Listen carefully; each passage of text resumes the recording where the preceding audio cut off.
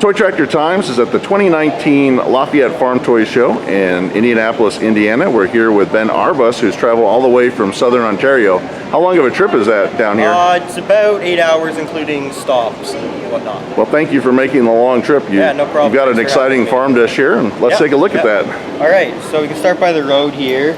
So you just got like a neighbor, farmer, someone driving down the road, and then... You got the mailbox there? Yeah, custom mailbox. And just a little bit before you start about the farm, it's kind of a father, son, grandson operation, so there's not like brand new equipment. And it's about 450 acres based in Southern Ontario around where I am. Well, I've been to Ontario many times, and it reminds me very much of that with the rolling land and the building. So it looks like we got a Ford Louisville coming out of the driveway. Yeah, Wilson hopper bottom hauling out probably some of the last of the bin silo from the 2017 season. Now here's one of my favorite things on the display. It looks like a big 60/30 looking up the ground out here. 60/30 with a 2210, probably about 27 foot cultivator I cut down myself to size. And I detailed up the 60/30 myself with the flasher bars, 3-point and all that, weights. And then there's about 800 toothpick pieces that I put into the ground here to replicate. It's amazing how much you have to do and get the corn effect. Yeah, thank you. And then there's a little bit of a culvert here to drain water from a low spot in the field. And if you come around here, there's the 4450 I did up with the standy tires and the John Deere loader, so it's kind of like the chore tractor around the farm. I really like that setup with the front wheel assist duals, loader, got the planter going. Yeah, and then there's a 7200 12-row planter here. It's probably one of the farm's newest pieces of equipment. And then on it is filling it up is a M&W Little Red Wagon with a market auger and with seed in it. And for the seed, I just used cornmeal with orange food dye in it to replicate the poison or whatever we put on it. Sure, yeah. And on it is kind of a farm truck or whatever. It's pretty sure it's a Johnny Lightning F-150 with a fold-down hitch so you can tow it behind wagons and whatnot. Nice. And then I did up the stake bed and flatbed myself with shovels and gas and extra parts when you're out in the field. Oh, that's a very cool planning setup. Yeah, thank you. And then just a junk pile here. You got stuff you probably won't use, but you never know. Old hydro-push spreader and some forks and tires and forks for the loader. Then you got I believe it's a 1590 drill I did up with the ridge markers and whatnot, new tires, and then there's the soil saver there. I always like the Brilliant Cultimulchers. They're a cool thing for when you're in heavy tillage. It's a good way to smooth out the field. Yeah, especially after a wet year like we had last year. And then there's a John Deere 637, pretty sure. Yeah, a rock flex disc, and it looks like you cut it down to fit the tractor size. Yeah. Some of the tractors have a hard time pulling a bigger disc like that, so I thought it'd kind of be suiting to cut it down. And there's an old bale elevator they don't use too much, but still kind of hangs around the farm. Sure, and then looks like we've got... Yeah, a few round bales here. They'll have horses in a pasture on the farm just to show and kind of ride around. So I like your burn barrel. That really stands out. Yeah, I thought it was a fun thing to add. My grandpa's got one on his farm. They're kind of popular around our area just to burn. Looks like you're clearing out the fence row maybe along the street. Yeah, they use it to heat the barn and shop in the house, and they got a stump for cutting it and whatnot. So we got a creek that runs through the property, and the creek, it's clear caulking, like window caulking or whatever, silicone, because I've heard stories people use the woodland scenics. I'm pretty sure the water, it'll get air bubbles in it and bubble up. It does. And it looks like it's flowing using this too, so I thought it was just a cool detail to add. And we can follow the driveway up the hillside, which is very nicely covered with trees. It looks like old wheel and tire in there. Yeah, tractors, old stuff they don't use too much hidden around in there. Scan through the trees to see what other things we might be missing. Old car there. And we'll come up the driveway, and it looks like you've got a little bit of a shed here.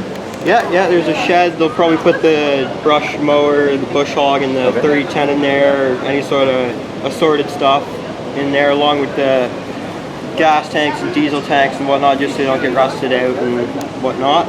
Got the grain bin? Yeah, old suck-up grain bin. It's just the Erdl one I painted up with aluminum. I found the chrome was too shiny when I did it. So I used the aluminum and then dull coated it and weathered it up and added little corn stalks around there. Now when I think of Canada, I think of Massey Harris and Massey Ferguson. Yeah. Looks like a big 1155 here. Yeah, I got it weighted up, front weight on it, and rear wheel weights, 3-point hitch. Got work clothes on. Nice, and it looks like a snowblower because I imagine you get a lot of snow in the winter. Yeah, not the past 2 years, but you never know. Right. And then I'll pull it out here. In here you got an L9000 kind of grain truck they'll use to haul from the field because they don't want to use the big truck and they'll get it stuck or something in wetter years. And then there is the another second gravity wagon they'll use also. Good old Parker wagon. Yeah, weathered it up and put new tires on it. And then it's in here somewhere. Then there's the excuse me. There's a John Deere 338 baler. I did up, put the chute on it and PTO and new wheels. Kicker in the back. Yeah.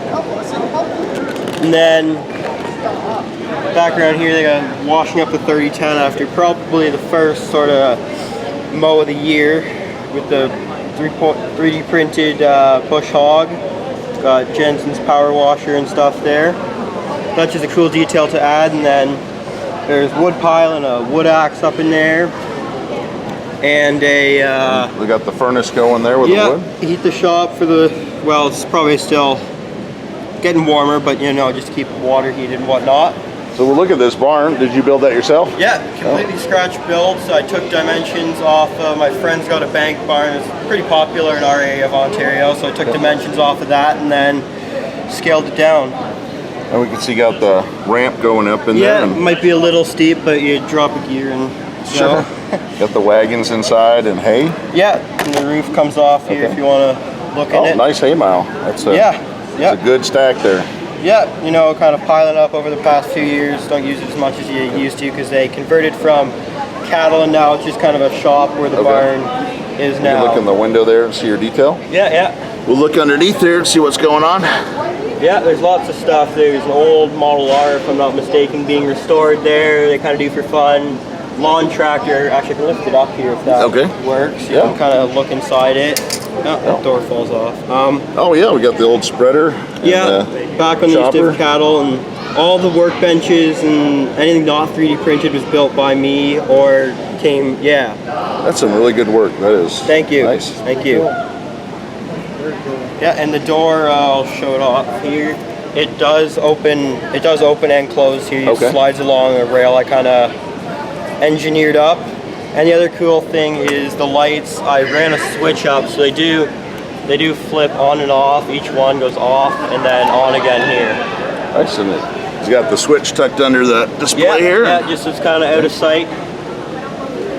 Well, Ben, thank you for making the trip to the show. Yeah, no problem. Thank you. I hope that you'll come back again. This is really cool, and it's good to see what's going on north of the border. Yeah, exactly. Actually, a funny story. It's just kind of last thing. When we came across the border, the Border Patrol agents almost stopped us because they didn't like because it's actual dirt, so they didn't like it coming across the border. That's probably a scary moment if they're going to turn you back. Yeah, it was, had my heart racing for a second there. Luckily, I think the reason they let us in is because we're bringing it back across without disposing of it here. So, well, I'm glad it made it, and so I use coffee grounds. They can't get too upset about that, right? Yeah, exactly. No, it looks great. Thank you. Ben, thank you for sharing this. And we're going to walk around the farm one more time. And for those people that are watching and interested in taking part in this contest in 2020, it's always the first part of March, and you can email us at contact@toytractortimes.com to enter. There's no cost. It's free to take part in the contest. And if you'd like to see more videos from the 2019 Lafayette Show, go to the Toy Tractor Times homepage on YouTube, and you can see all the different videos and displays from the show. Thank you for watching. Ben, congratulations on winning the junior division here at the Lafayette Farm Toy Show, and you won the Toy Tractor Times trophy, and it's just a fantastic display, and we're really proud of your efforts here. Thank you. Thank you.